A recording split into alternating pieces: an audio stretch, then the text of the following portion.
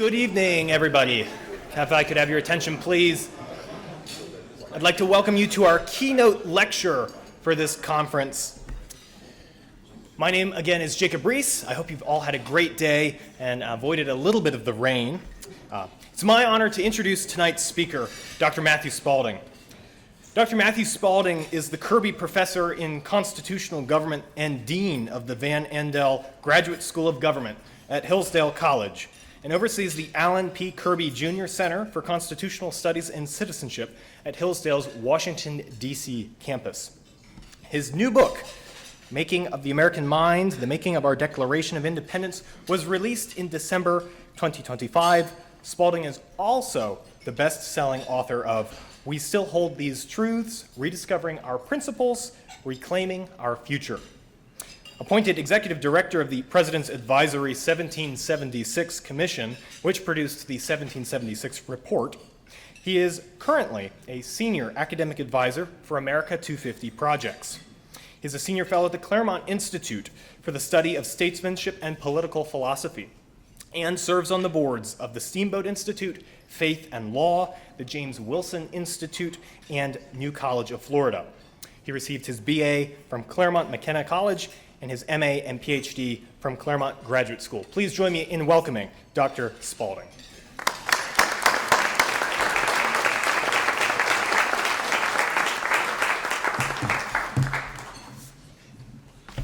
Thank you all. Good evening. It's great to be with you and here at Grove City College. And I give my appreciation to my dear friends at Grove City College, especially Paul Kinger, who's an old and dear friend of myself and my wife as well. So it's good to be here. Years ago I was here for a talk. We couldn't actually figure out when, where, and what it was, but I'm delighted to be here again. Before dawn on June 23rd, 1775, a large crowd had already gathered on Chestnut Street outside the Pennsylvania State House. The first troop of the Philadelphia Light Horse was there, uniformed officers about 40 horses strong, General Charles Lee, General Philip Schuyler, Thomas Mifflin, the first aide-de-camp, Colonel Joseph Reed, mentioned earlier, that time he was the first military secretary. But all eyes that morning, in the pre-dawn time, was focused on one person, very large presence, impeccable in his blue and buff uniform. One of the witnesses that morning wrote that he appeared exactly as one would wish, tall, erect, noble. John Adams, who was also there, wrote his wife Abigail that evening. It was the pride and pomp of war. 2 months before June 23rd, shots had been fired at Lexington and Concord. 1 month before, the Second Continental Congress had started to meet. And about a week before, George Washington had been appointed Commander-in-Chief of the Army, Commander-in-Chief of an army that didn't really exist. And that morning he was leaving with two of his generals, his military aide, his aide-de-camp, escorted by the Philadelphia Light Troop, for a 300-mile journey to Boston to take command. That very night, meaning the night right before he was leaving, the first unconfirmed reports had reached him in the middle of the night that some sort of battle had occurred somewhere in Boston near Charleston. That, of course, would be Bunker Hill. The United Colonies of North America were going to war against the most powerful nation in the world. And Washington needed to be what was now a theater of military operations. The members of Congress were all there that morning. The famous stalwarts, John Adams, the great John Adams, the Atlas of Independence, but also his great nemesis, John Dickinson, his nemesis but brilliant nemesis. And there were several new members as well. John Hancock and Sam Adams had just recently arrived because the British had failed to capture them at Lexington. Benjamin Franklin was there, a new member. He had left London just before he was arrested. And in the back of that crowd that morning was the newest delegate who had just arrived. He had arrived late because he actually was not a delegate originally, he was an alternate. And he was only there because Peyton Randolph had been called back to head up the Virginia legislature. A tall, lanky, 33-year-old. 1 year from that date, roughly, Thomas Jefferson would write the greatest statement of human freedom ever written. The Declaration of Independence is a quite remarkable document. As the Continental Congress approached the decision for independence, they formed a committee. That committee was made up of John Adams, of course, Ben Franklin, of course, Thomas Jefferson, he had a reputation to be a good writer, and two others, Robert Livingston of New York and Roger Sherman of Connecticut. Robert Livingston wasn't that hot on the idea of independence, so he was not a candidate to be the author. And Roger Sherman, turns out, could not write to save himself. So Adams convinced Jefferson to take the pen. The Continental Congress, the committee met on several occasions. We know from the drafts that there were drafts, and the drafts were edited beyond that as well. And then the draft was turned into the Continental Congress, which then edited it quite extensively, cut it by about a third, rearranged sentences, added phrases. Jefferson was not happy. Indeed, he famously complained to Benjamin Franklin, who told him the story of a hatter who had a sign he wanted to put on his store that had too many words in it, and when he shifted around to his friends, they eventually edited it down, and all it was a picture of a hat with his name. And Franklin told Jefferson, well, it got the job done. Jefferson was not happy. It was a remarkable process. The Declaration of Independence is a legal document. It's passed by the Continental Congress. We sometimes forget that. The Continental Congress is the Congress that created the Articles of Confederation, which meant they became the Congress of the Confederation. The Congress of the Confederation is what called for the Constitutional Convention, which eventually created the United States Congress, which then was transformed from the Articles of the Confederation Congress to the United States Congress. It is a legislature, and the Declaration of Independence was a law. Indeed, if you look at the United States Code, at the very beginning, there are a few documents that pre-exist the U.S. Constitution that are considered organic documents in the United States, and the first one of those is the Declaration of Independence. The document introduces the cause, articulates the standards, presents the evidence, makes its decision. It is probably the greatest example I've ever seen of a heavily edited document. It didn't just pop out of Jefferson's head. A heavily edited document by a legislature, an unheard of idea, that became a much more powerful and beautiful document. Jefferson later wrote in a letter to Henry Lee, he's asked about the Declaration, what were you doing in the Declaration? And he told Henry Lee, this is after John Adams had said, oh, it was hackneyed, which nowadays we think is an insult. But hackneyed actually means it was so well known, it was commonplace. Jefferson said, well, that's probably right. You see, I didn't intend to invent new ideas. I wasn't making things up. I was trying to capture something, the common sense of the moment.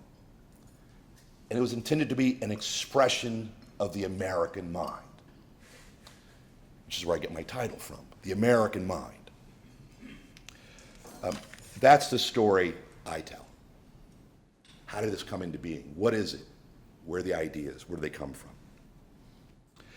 You've had some wonderful speakers here. I'm I'm sorry I couldn't be here for more of it, but it sounds like, from what I could tell, it was a wonderful day. I just want to mention 3 or 4 or 5 things briefly to give you a sense of what I think is most important in the document. Because we don't always read the whole thing anymore. We just read the famous parts.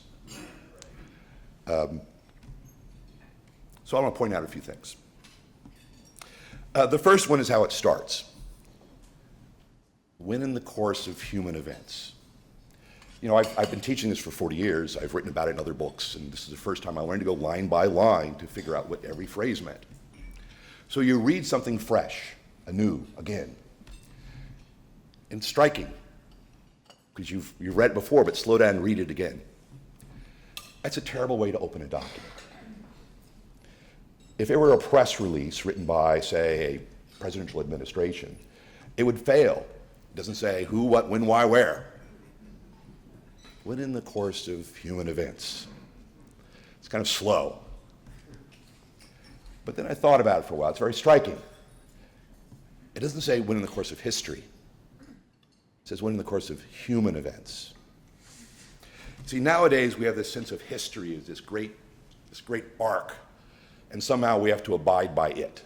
Have you ever had a conversation with someone, they say, you're on the wrong side of history?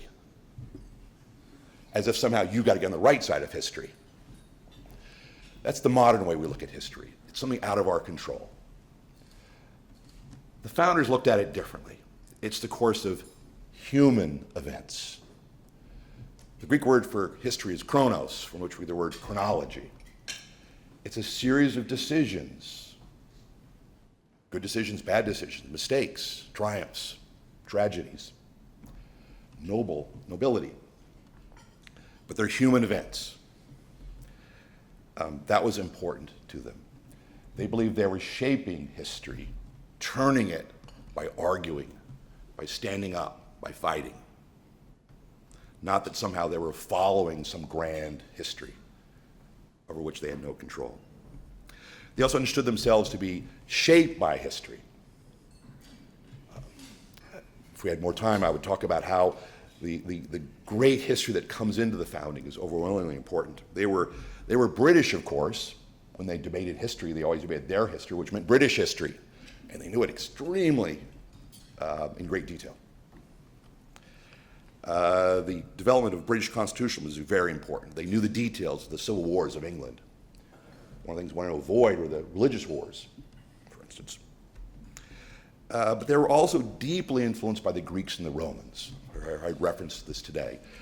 Even more so than I've thought over all these years of studying it. The influence of the Greeks, but especially the Romans, and especially Cicero. If you studied law, which most of them did actually, you studied Cicero. Because British law originates in Roman law. And if you studied Latin, which is, say, if you went to any school, not just college, but preparatory school, the equivalent of a good preparatory high school, you learn languages. So you learned Greek, which meant you read the Greek Bible, and you studied Latin. And everybody read On Duties by Cicero. It's the most beautiful Latin. And then, of course, the fundamentally important shaping of the Christian tradition, much more so than I ever thought in the past. That was their horizon, and it's virtually impossible, I'll come back to this later, impossible to understand how do you get to the American founding, the idea of human equality, without understanding the revolution, the transformation of the world by Christianity. So history is important. Second, the most famous phrase, second paragraph. We all know it, right? We hold these truths to be self-evident. Jefferson and John Adams both study rhetoric. So the use of words is very important. Indeed, Jefferson's original drafts has markings on it, which for a long time we didn't know what they were.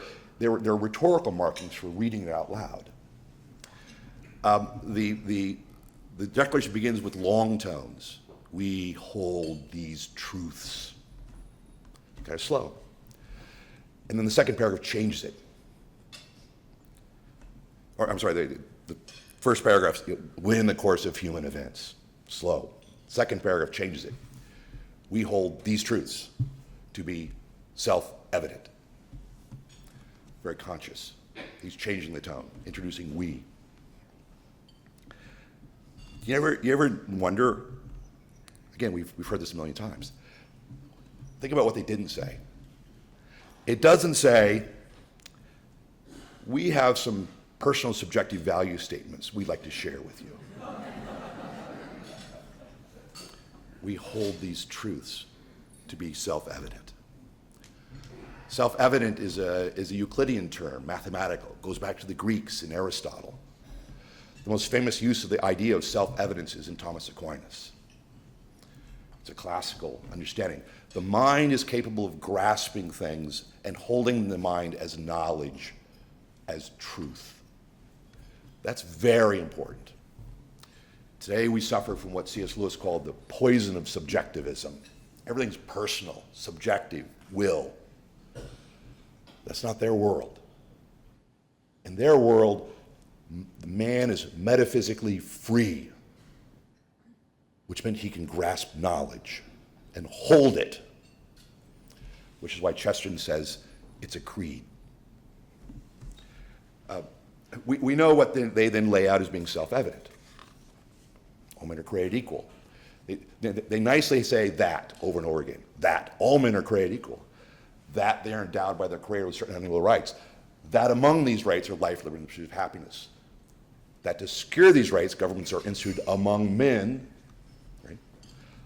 Again, human events, based on the consent of the governed. That when government no longer does that, the people have a right as a group to alter or abolish it and institute new government. All of that statement, from we hold these truths to safety and happiness, is one sentence. The very next sentence begins with the most classical word in the whole document. Prudence, indeed, will dictate. That's important and forgotten. But it's a very classical. It's not only classical, it's very Christian. Prudence is the cardinal virtue. There are four, you recall: wisdom, prudence, courage, moderation. But prudence is the one that's the political virtue, the virtue that connects the abstract virtues, wisdom, with the moral virtues, courage and moderation. It's how you think about politics. It's true in the Greeks, it's true in the Romans, it's true throughout the Christian tradition. The fact that the Declaration turns to prudence is crucial. You see, abstract things are difficult. We hold these truths to be self-evident. All men are created equal. Okay, now what? When government doesn't secure these rights, it says whenever government doesn't secure these rights, the people have a right to alter, abolish government, institute new government, as to them shall seem most likely to affect their safety and happiness. Okay, how do you figure that one out? Prudence will dictate. The phraseology of prudence will dictate actually comes from Aristotle.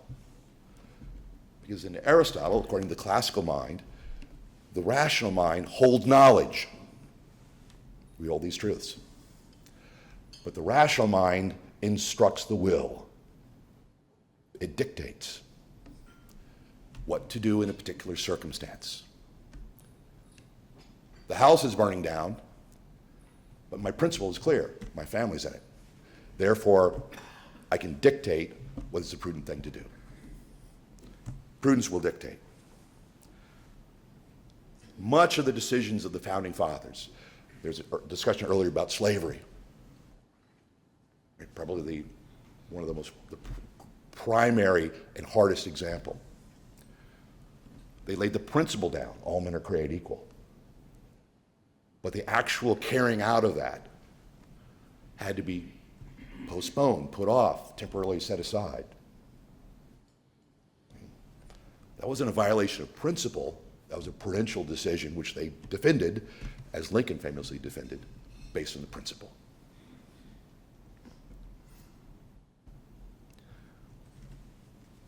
Fourth one, I'll briefly mention in passing just because we never read it anymore. The next section, which is the longest section of the document, begins with the shortest sentence. To prove this, let facts be submitted to a candid world. You see, it's a legal document. Nice opening, statement of principles. Prudence will dictate. If a long train of abuses, right? Here are the facts. They're making a legal case. They're putting the King of England on trial. Then follows 27 charges, slightly indented. But what's interesting, and this took me the longest time to work on, and it was something as a scholar, this is completely, a lot of it is new, and I found out new information. I learned all these wonderful things. It's glorious. 27 clauses. There's no pattern. There's no chronology. Things are out of order. There's no dates, no names, no cities, no towns, nothing. And yet 27 charges against the king. But anyone who read it in 1776 knew exactly what they were talking about. Why? Because that was their history. The first 12 or so are about abuses of power by the king abusing his own powers. He's denied our legislatures. He's vetoed our laws. He's taking away our rights. He's keeping among us swarms of officers eating out our substance. That's my favorite one. The next grouping are about his usurpations. He is, and notice how they say he has. The British hated that. That was the insult. It didn't say His Royal Majesty in his royal person. It says he has. But then the next section is he's worked with others to usurp power. Who are those others? Parliament. The Declaration doesn't even recognize the existence of Parliament because we recognize it having no authority over us. The king was working with them and their pretended legislation, and in doing so, he was usurping our own colonial right to govern ourselves through our own legislatures. And then the last bit argues that the king has become a tyrant. He's become barbaric. He's burning our towns. He is impressing our people to be in the Royal Navy. And he is right now, there's only one grievance in the whole declaration in the present tense. He's right now, and this in July 4, 1776 was a press release. This was a new bit of information not known by the American people. They break the story. He is at this very moment sitting over here, hired mercenaries to kill us. He is now making war on his own people, his subjects, who now assert that they are not his people. We are one people, and you're destroying our towns, harbors, our people. And the last reference I'll make before I conclude, the last sentence of the document. So the last paragraph, it's finally revealed who is speaking to us. We have no idea. We, the representatives of the United States in Congress assembled. Nice to know. First time you learn that one. And then it goes through and basically kind of goes through the formality of declaring independence. The middle of that last paragraph is actually Richard Henry Lee's famous motion of June 7th. They are, and of right, are independent states and have the right to do what any sovereign power can do. Remember, it's severing the relationship with England, at the same time creating a new nation. And this new nation can declare war, it can be engaged in diplomacy, commerce, right? But then there's this last sentence.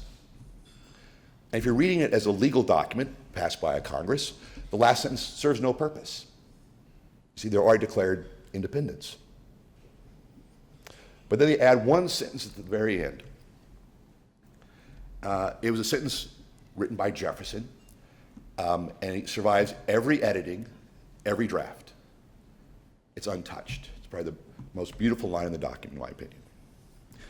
And for the support of this declaration, with a firm reliance on the protection of divine providence, we mutually pledge to each other our lives, our fortunes, and our sacred honor. That's a mic drop moment, as the kids would say nowadays. It's clearly a parallel between life, liberty, and the pursuit of happiness, but he's changed it. Because now, what is it? It's an oath before God. They're making to each other. And they're committing to each other what? Our lives. Several of them were shot in the revolution. Several of the signers were imprisoned and captured.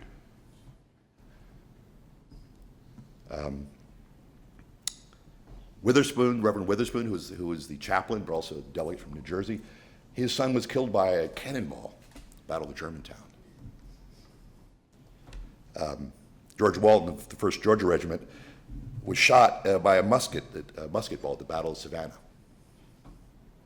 Francis Lewis of New York, the British sent cavalry to capture him at his home in Queens. He wasn't home, his wife Elizabeth was. The cavalry surrounded the home, she refused to surrender. A warship in Long Island Sound opened fire. She did surrender, she was captured and imprisoned. Our lives, our fortunes, which meant wealth, for one thing. Several of them self-financed creation of regiments. Several of them gave considerable amounts of money, gave their property, gave their homes to be used. Robert Morris, the financier of the Revolution, gave the equivalent in today's dollars of $32 million. He died in debtor's prison. Our fortunes. But you can't pledge to each other your happiness or your pursuit of happiness, because it's something you don't have yet, you're pursuing it. But you can pledge your honor, which they did. But the sacred honor reference reminds me to point out there's a theology of the Declaration. God appears 4 times, 5, depending on how you count them. And there are only 2 individuals in the whole document. One is George III. Spoiler alert, he's a bad guy. Turns out that king has all power and is a tyrant. But there's another king who has all power and is not a tyrant. And that's God, the only other individual in the Declaration. They're the laws of nature and of nature's God, natural law, general revelation, what we understand by looking at the universe. Turns out all men are created equal. We sometimes skip over that word.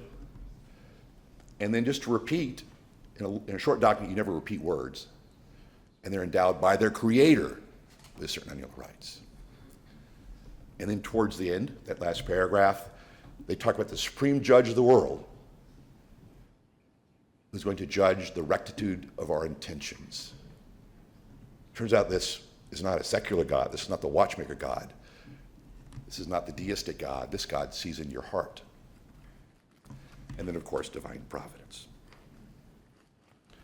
Let me conclude. On July 10th, 1858, Abraham Lincoln, spoke at Tremont House in Chicago. Very famous speech. He's speaking in his first campaign speech in which he's going to challenge Stephen Douglas.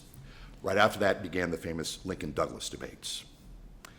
The speech is on July 10th, 1858, so at the last moment he quiets the crowd and wants to say something about July 4th.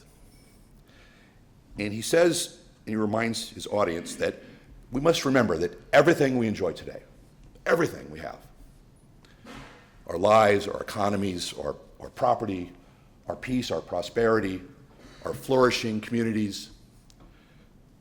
Everything we have is because of what they did. And then passing it says they were iron men. But what happens when they are gone? What happens when fathers are no longer there to tell their sons' stories, or mothers to daughters? Or what about people like mine, who immigrated from Ireland, who have no connection to 1776? Lincoln gave us the answer. When they look through that old declaration, he says, they find that those old men say, we hold these truths to be self-evident, that all men are created equal. And then they feel that that moral sentiment taught in that day evidences their relation to those men. Their relation means our relation to those men. That is the father of all moral principle in them, and that they, us, have a right to claim it as though they were blood of the blood and flesh of the flesh of those who wrote the Declaration. That's a good answer. He would later say in that same speech, he referred to the Declaration as an electric cord that ties us back to those times. 2.5 years later, when he becomes president, he's sworn in, that electric cord becomes the mystic cords of memory, stretching from every battlefield and patriot grave to every living heart and hearthstone all over this broad land. That is what unites us. We're a particular place, we're a particular people, but we're dedicated to certain universal truths about human liberty. That's what makes America exceptional.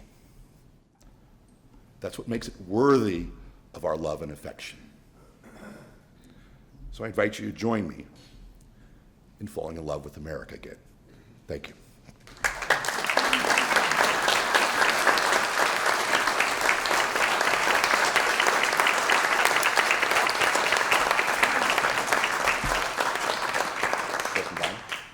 Yeah, we now have a time of questions, so if you have a question that you would like to ask, just raise your hand and I will come over there. And I'm a professor, so I point at people if they don't have questions.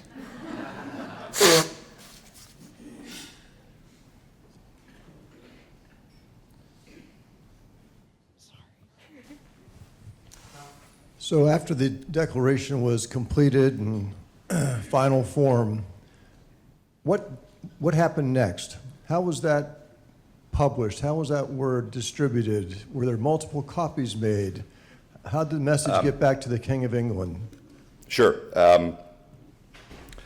The evening of July 4th, John Adams, as far as we can tell, took the final copy of the Declaration about 2 or 3 blocks away to a printer named Dunlop, an Irishman who had immigrated to the country, was a patriot. And that night, all through the night, they printed about 250 copies on broadsheet. The first printing of the Declaration only included John Hancock's name and the Secretary's name, no other names. The names were not printed on the Declaration until a few years later in the middle of the war, when Congress is fleeing, about to be captured, when Philadelphia was about to fall. And they decided, all right, we're on the line, it's all in the line now, put your names down. But to your point, it's printed up. The main printings were sent to every colony, every committee of safety, and especially, says the Congress, to the armies in the field. Washington famously has it read to his collected troops on July 8th. A copy of this is picked up by the King's men. They put it on a packet ship, which travels quickly, which still means it takes several weeks to get there. In almost mid-August, it arrives in London. It's taken to the palace. As far as you know, the king never read it, but his ministers did. They couldn't recognize it because that would be to recognize the Americans and the Continental Congress, which that was illegitimate. So instead what they did was they did what all good politicians do. You hire a hack writer, a guy named John Lind, who wrote a response. So there is an unofficial British response. It's all nonsense. I mean, that's what they said, but it is all nonsense what they said too. Anyway, so it does get out very quickly. One other thing I'll mention to help us answer that question is it's often thought that the purpose of the Declaration was to try to influence the French court. There's this idea that somehow it's a bunch of these Enlightenment ideas that we're appealing to French Enlightenment thought, which is just makes no sense. And one reason first of all, it makes no sense because of all the other influences. Someone like John Locke is important, but he's not overwhelmingly important. They're the political Locke. They're influenced by the sermons. They're influenced by the classical reading of law and Cicero, natural law. But one reason we know the French, it wasn't quite as important as we thought it was, is they send one of these copies of the Declaration over to Europe. And they send it to their agent in Europe. The ship is about to be aborted by a French cruiser, and the Declaration of Independence got tossed overboard to prevent it from falling into enemy hands. So I'm convinced there's going to be a next movie of what's the guy where he finds things in history? The next National Treasure 3, somewhere in a sealed case, there's a copy of the original Declaration of Independence at the bottom of the ocean. But as a result, we know that the Declaration was not translated into French and got to the French for actually several months. It got as far as like Poland and even into Russia in various other translations before it got to the French. So anyway, I think it's also interesting. Sorry, it's too long of an answer.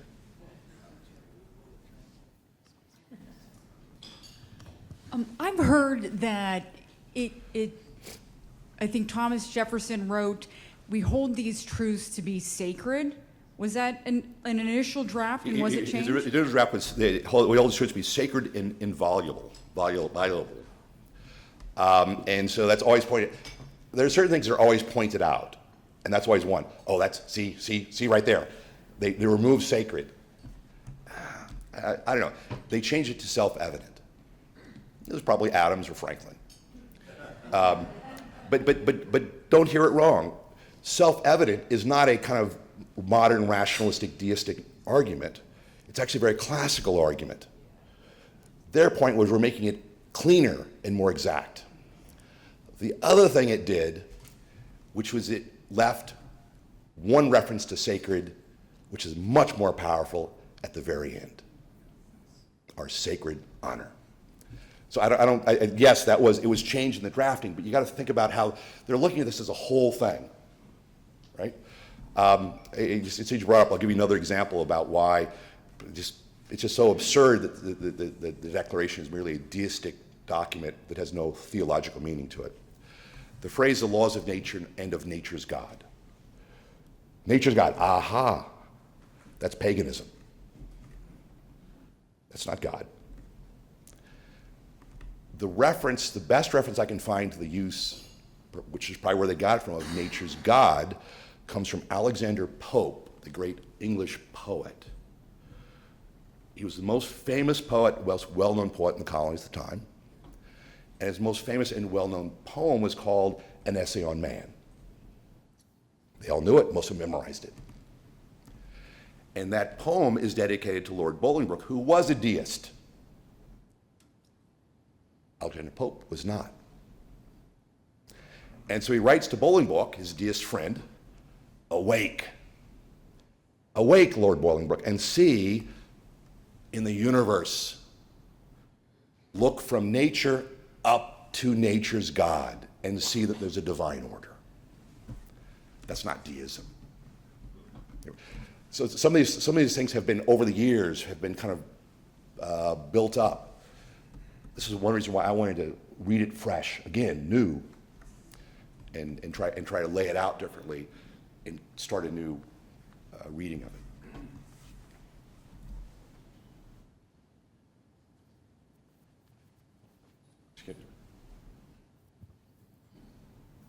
So recently I was visiting Independence Hall, did the tour again, and something really struck me because we just assumed that when they went to the Continental Congress that they were going to declare independence. And then I heard John Adams gave a famous speech that has been lost in history. How close was it really? Is it, because in our history, I think we look at it as this was clear and we were doing Yeah. it. Was that really the case, or was there really debate around it? It was never clear until the last moment. Richard Henry Lee introduced the motion for independence on June 7th. Up to that point, it was all hotly debated. Right? Indeed, one of the turning points is in late May of 1776. George Washington, who was just the cleverest, serious guy you can imagine. One of his secret suppliers of information in Europe got actual copies in German of the treaties between England and the German states to send Hessians. It was sewn into his jacket, and he crossed the ocean and brought it to Washington's camp. Washington then gives it to Congress. And he goes to Congress so that's late May. That, I think, is the turning point when they realize it's over. And you can imagine Washington saying, look, I told you, we're going to war. Right after that, coincidence, Richard Henry Lee, a very close family friend of George Washington, introduces the motion for independence. They bring it up, they don't have the votes. That's why it's postponed until July 2nd. They have to give them a whole month to debate and argue and go back, get permissions. And then on July 2nd, they debate it all day. They have the first vote. It passes, but only by, I think, 1 or 2 votes. It's not unanimous. They immediately vote to adjourn. Let's sleep on it. South Carolina changes its votes overnight, partially because they had just been informed that British ships have been spotted off of Charleston. Dickinson, the brilliant Dickinson, decides not to come to Congress that day, which changes the vote. Pennsylvania flips. And then, of course, I think we all know, hopefully, the famous story about Delaware. The Delaware vote was tied, which means its vote didn't count. And so they sent a messenger, and Caesar Rodney famously, on horseback, came from Delaware to Philadelphia. He showed up in time for the vote. Delaware flips. So that's why they vote first on July 1st, July 2nd, they get the vote, finally. So it's a very close run thing. The other thing I like to, and in my book I try to kind of put these things together, I try to as best I can, because sometimes we think of this just as a document, in a vacuum. I tell this especially to students, and especially young men, because they think of the founders as guys who wore tricornered hats and wore breeches and wore wigs. And I want to convince them, this is why I talk about Iron Men. The parallel between what is happening in the Continental Congress and what is happening in New York is uncanny. In late May, going to June, later June, Washington tells the Continental Congress, British ships have left Halifax. They seem to be going south. He tells them, we've spotted them off of Massachusetts. They're definitely going south. And then he informs them, we've spotted them off of Sandy Hook in New Jersey, which means they're outside of the New York harbor. On July 2nd, the same day they vote for independence, within hours of the vote in Congress, they are landing troops on Staten Island. It's happening exactly at the same time. Now, I tell my young audiences, and especially these young men who want to be manly men, right? Tell me that's not a good story. Tell me that's not a good story. So it was a very close run thing to answer your question. Anything else? Yes, sir. What's the history of declarations in terms of at that time? The question is, what's the history of declarations? Yeah, there must have been declarations prior to our declaration. They're not that many, but there is, that's an important point. The historic declarations, and they were aware of this, and they knew exactly what they're doing, are declarations made by Parliament. For instance, the Declaration of Rights in the Glorious Revolution, 1688. Right? So there are historic declarations, and they're meant when a declaration is when a sovereign body declares something of great magnitude. And that's exactly what they were intending to do. But since you mentioned that parallel, one of the great criticisms, the grievances, the final grievance against the king is he has abdicated government here. And it took me a long, what does that mean? He's not abdicated. What are you talking about?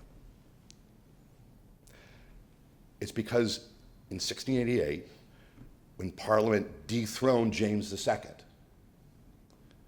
right? Remember James II flees and they bring in William and Mary? What do they tell James? What do they say? First of all, they accuse him of pretended legislation, just like the Declaration accuses Parliament of pretended legislation. And they say of James II, he has abdicated government here. So they're very much thinking about historic British declarations. And just as Parliament has dethroned kings in the past, we're now turning the tables and we're dethroning the king. So that's very important. Anyway.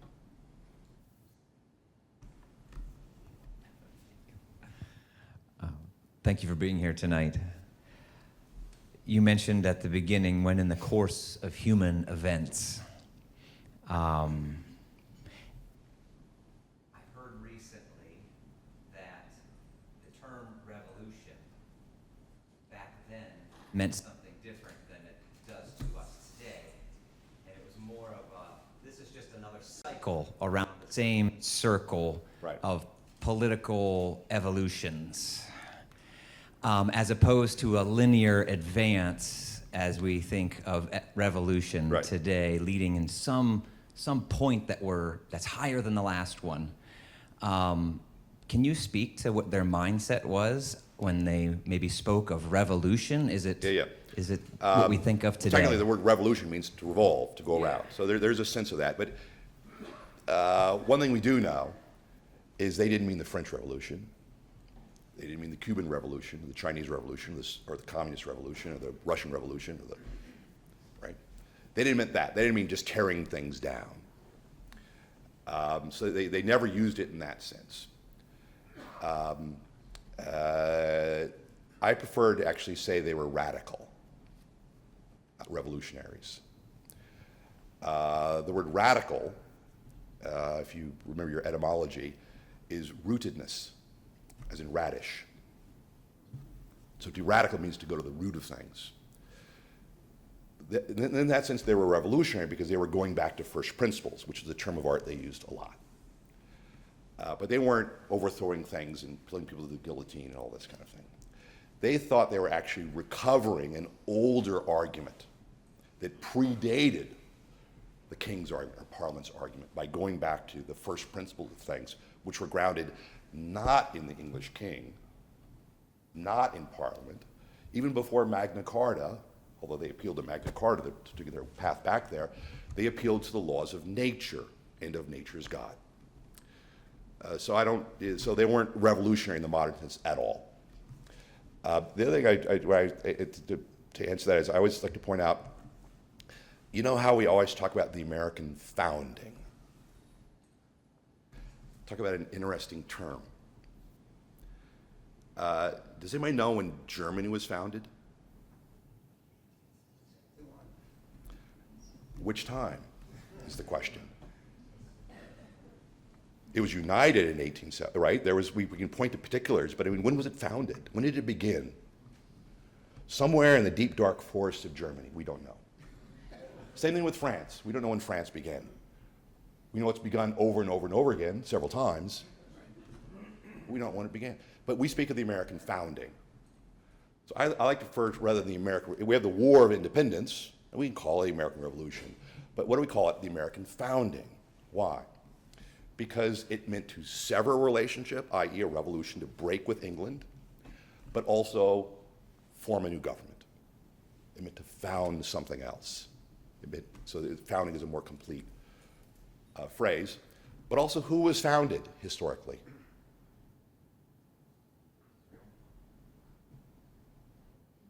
Prior to, Rome was founded. Athens was founded. Right? They had in mind a great and noble idea. They were founding as they say, a new order for the ages, right? And they're founding that new order of the ages not by being revolutionary in the modern sense of overthrowing all things. Or we're not going to start the calendar again. We're not going to, as Voltaire said, strangle or Diderot, or we're going to strangle all the priests with intros to the last king. It's a new order of the ages because we're going back to the beginnings, the fundamentals. That's how I would put it, and that's why it's a revolution, but it's a revolution since it's going back to the beginning. I think we're probably out of time, so I'll just say that this is the 250th anniversary of this document. This is a unique opportunity. I was in middle school in 1976, so I remember all of that. And I was in college then in bicentennial of the Constitution. It's important that we recognize and celebrate this moment for ourselves, but also those who are younger than us who will remember it, as I did. And so I appeal to all of you to do that, because in doing so, it instills a great patriotism or a love. And you got to know whether it's worthy of love. As Augustine says, you can't love something unless you know it. So it's important we know these things. Anyway, thank you. God bless. Thank you, guys.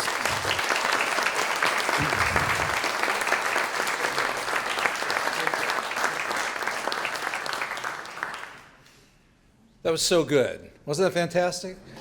It really was. Russell Kirk said, this is why the founders were conservatives, right? They were going back to tradition and the roots of things, whereas the French Revolution, they were leftist ideologues, right? They wanted to reinvent the order, right? The year 1793, 1794 became the year zero, right? They were going to begin anew all over again.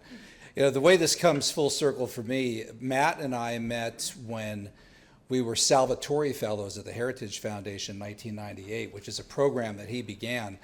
And for that fellowship, it was 2 weeks in D.C., and among the trips that we made was to Mount Vernon. And the information that I gave a couple of hours ago still comes from that original trip to Mount Vernon. And also I remember, and I almost asked a question about this, but we had so many good questions we ran out of time, but I remember we went to AEI, American Enterprise Institute, and met with the late, great Michael Novak, who we brought here 2 or 3 times. And Novak described the Declaration as a statement of just war, right? Like a moral document making the moral case, because they knew they were committing an act of treason, and they knew that this could lead to war. And so this was a way of speaking to the world about what they were doing, about the rectitude of our intentions, as they put it. So great stuff, fantastic. Listen, before we break here to go over to the film, I might not get a chance to talk to everybody again. All of this will be posted on our website, and we'll also send out all of these talks. So you'll be able to, Robert, Olivia, when do you think we'll get this? Maybe a couple weeks, might take, maybe even quicker than that. Yeah. By the end of the month, they'll be on there. Okay, and if anybody wants, people have already asked about a copy of my PowerPoint, my talk, I'd be happy to send it to you. So just email us and I'd be happy to share that. But take this information and share it, right? Send it around. And like Matt, I remember 1976 was America's bicentennial, right? So I was 9 years old, but it was a big deal. Remember the big deal the bicentennial was? I mean, we still have like plates with like, with picture, and I mean, everybody made it feels like they're making less of a big deal with this. Do you think? Maybe? Yeah, so I don't know, but I think we need to make a big deal about it, because it is indeed the chance to teach 9, 10-year-olds today what we learned for the bicentennial in 1976, right? None of us are going to be around for the tricentennial, I'll tell you that, right? But we're here for this. Yeah. Well, I guess right. That's true.